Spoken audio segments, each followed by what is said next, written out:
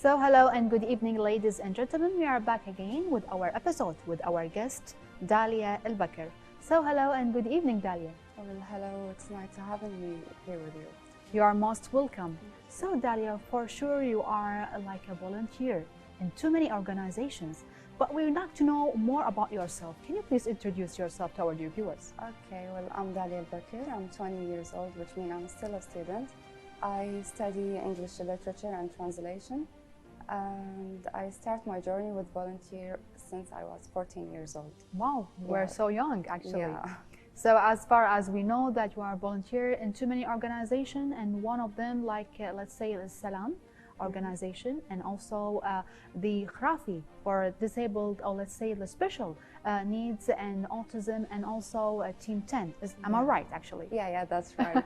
So first of all, let's talk about Al Salam organization. When actually organization actually started? It started in 2016 or 2017 like this, and now it's been more development. Yes. And everyone in the world know her, because it's, before we say only in Kuwait, but now no, we are all around the world. All around the world. Yeah. That's amazing actually. So what actually the aims of this organization, Dalia? The aim is to help poor people, families and kids. Yes. So we like to give poor people money and food, and present everything that they need, and to give them happy, of course. Of course. So what about Al Khrafi for special needs? Can you tell us about their purpose actually? Actually, the Khrafi, it's only to have fun and learn what they're real hobby for the special need people. Yes. And actually, I always go to the Khrafi because it's near my college. Oh. So it's easy for me. I go to them, and we spend a lot of time together. We play and we paint. They know how to paint very well, and they really teach me there. I have one of the students there. Yes. She's with special needs. She teach me how to draw. Wow, that's amazing. So I know there's a cafe actually in Salmiya for special needs, and there are workers and waiters there, and you say to me like the off air that you go there like twice a week or something. Yeah, like this. They are all autism people. Yes. And their treatment are more simple, not like the one in the Khrafi, because there they need to work, they need to prepare food, prepare coffees, and they will make everything for you. Wow. Yeah, and when you go there, you will see the place, it's all by their maid, what they do. That's everything amazing. there. So what actually, who made this idea about this cafe for the special needs? It's really a great idea. Yeah, so much. I actually don't know who, but maybe the Khrafi, because there is a time in maybe before 1 year or 2 years. Yes. I heard them, they talk about having a cafe for autism people and people with special needs. It will become a great idea for them.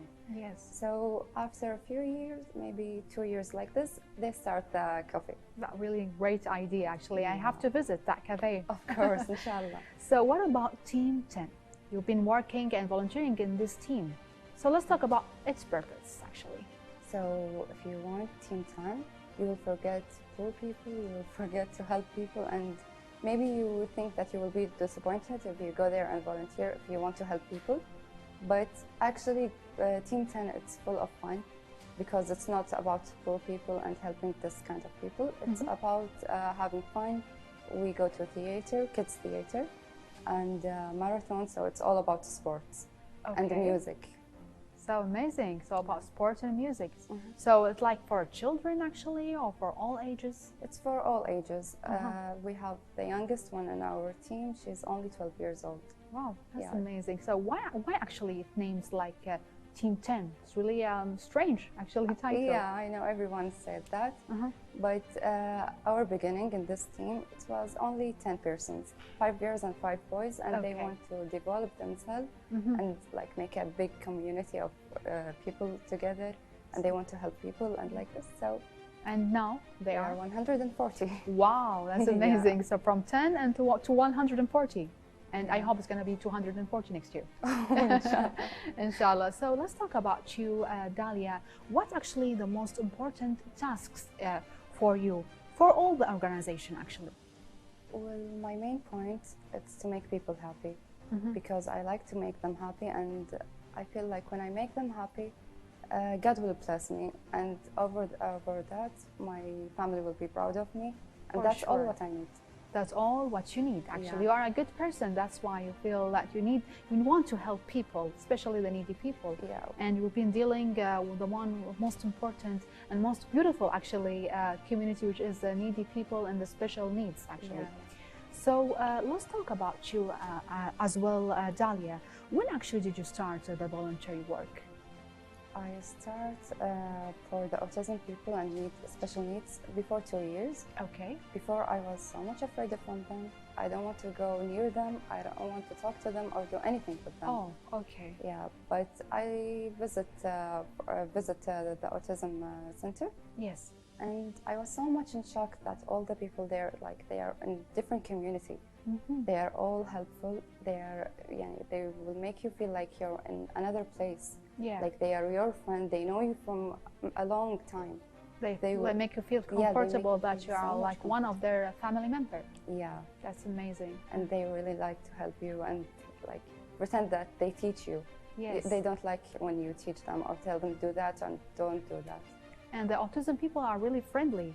So much. Yeah. So you have so many friends, like autism people friends? Yeah, I have so much. Wow. And like not in the autism center, Yes. in the cafe. In the I cafe, have yeah. all of them. And sometimes we take them to come with us in the kids theater in Team 10. Wow. Yeah. It's good that you combined the three organizations together. Yeah. And you made too many friends in each one of those organizations. So what actually the voluntary work, Dalia, changed your life? Does really change your life? Yes, it actually does. Like before I joined the volunteer, I was always want to stay at home, or if I don't want to stay at home, I want to go and hanging out with my friends and do some stuff, I don't know what. Yes. But actually now I become a better personality, Mhm. a better person, and I really organize my time, and that really make a difference for my life now. Yeah, I'm going to ask you about that. You are a student, as you mentioned in the introduction. So how actually you managed your time between being a student with your studies and being like in a voluntary actually, or volunteers in three organizations? Really too much. Actually. Yeah, well, as I already said, for the autism people, it's near my college. So when I have a break or free time in my college, I go to visit them. Amazing. Yeah, but about the other organizations, for Salam and for Group 10, I spent all my weekend there. Wow. And for the Team 10, we always have marathons and sports stuff, so it's not at the days, like Yes. it's all in the weekend. Like you renew your energy actually with those activities, isn't it? Yeah. So let's get back to Al Salam organization. As far as I know, they do some voluntary work, not even here in Kuwait, even outside Kuwait, abroad, isn't it? Yeah, they make it in Kuwait and out of Kuwait. Mm-hmm. They want to help people in any way they can do. So we start before 2 years going out of Kuwait to Kyrgyzstan. Yes. The weather there is so much bad. It's not summer, it's winter, so Yes. it's so much cold. So we we give them some So food. you went with them, isn't it? Yeah, Okay. only one time. Yeah. So we give them clothes, we give them food, we give them everything they need. Mm-hmm. And it was like a good experience for me. Good experience. So Yeah. I'm pretty sure you had a lot of stories and experiences while you went there in this country in the cold weather. So can you mention one of your memorable story back then? Well, yeah. When I was there was an old lady. She really liked me, but she don't know how to talk. She don't know what to say. So I stay with her all the night, and then she give me a letter. In the letter, she writes everything that she feel about me, how that she likes me, how that I'm a good person. Wow. So it's meant a lot for me. And it nice. was really amazing for me. It's really a touching story, actually. Yeah. So we'll move on, Dalia, with more stories about yourself and your voluntary work. But dear viewers, let's have this report and we'll be right back to you. And we are back again, dear viewers, with our guest, Dalia Albaker. So, dear Dalia, we've been talking about one of the touching stories you've been experienced while being in Kyrgyzstan, actually, back then. So let's talk about some challenges actually you faced, some problems, or let's say unpleasant moments you faced. Can you please share it with us? So I have faced, I didn't face many problems, but maybe the main problem that I may face, it's my time. Because as I said, I'm a student, so I have to manage my time and organize for the studies and for my volunteer. Yes. So I always have bad luck with my time if I want to go to volunteer. Yes, but the time management is really important to you. Yeah, and before that I started to be a volunteer, I didn't know how to spend my time and organize my time, but now, alhamdulillah. Oh, that's amazing that you taught how to be like a time manager, actually. Yeah. So let's talk about also some challenges you faced. So before starting your voluntary work, or while doing your voluntary work back in 2017, as you mentioned, you started your voluntary work. Yeah. Did you face like any problems with that? Yeah, we faced many problems because it was a new campaign, and you know, if we want to take money from people, for the poor people. It was a salam, actually. Yeah, salam. They will not believe us, or they will not trust us. So they don't want to spend their money. So we have another solution. The people who spend the money and give us the money, we take them with us to travel with us. So they see what they are doing. And even if we have in Kuwait, if we want to give poor people clothes or anything, we take the people who spend the money. So they come with us and they see it by their eyes. Yeah. What about the supportive? Do you get any supportive, let's say, from the governmental, financial support from any governmental sector for each one of the organization, Dalia? Maybe for Salam, yeah. But for the others, no. No. Yeah, because it's all by their own. Like we have our own leader, our own group. We are the people who make it this group, so we don't need any. That's amazing. So Dalia, you've been like a volunteer in 3 organizations. So you have 3 situations, 3 stories. So let's talk about some proud moment or proud situation, because you faced a lot of family, I'm pretty sure, and needy people, special needs, children, too many people you faced, Dalia. So let's talk about one of the proud moments you had. So one of my proud moments, it wasn't in any of this organization. It was before the first year that I volunteered, when I was 14 years old. Okay. I was still a kid, a teenage. So we have like a club. It's for girls from 6 years old to 12. So we teach them Islamic stories, and we stay with them. Then we go to picnic or anything like this, so they have fun. Yes. I have one of my students. Like when they finish, when they become 12, we celebrate with them that they will finish and they will go to another club. So I have one of my students, she became 12 and she will finish. So she told me at the last day, she came to me and she said, please, can I be your friend? Like, she told me, teacher, can I be your friend? So I was so much proud of myself, like I'm a teacher, but she wants to become my friend, and I'm still at this age. Yes. So this age, it's really developed myself and make me be better. Be better, and this is the moment you felt that I want to be a volunteer. Yeah. We were like this little kid. because of this kid. Yeah. So did actually the voluntary work shaped your life? Yeah, it's really make me a better person. Just want to help people and to make my family proud. So this is all what I need. If I make my family, both my parents proud, what else I need? Exactly. Yeah, and it's, as I said, it's organize my time. It's really organize my time and help me. And change your perspective to yourself, isn't it? Yeah, so much. So much. So and you gained a lot of friends as well.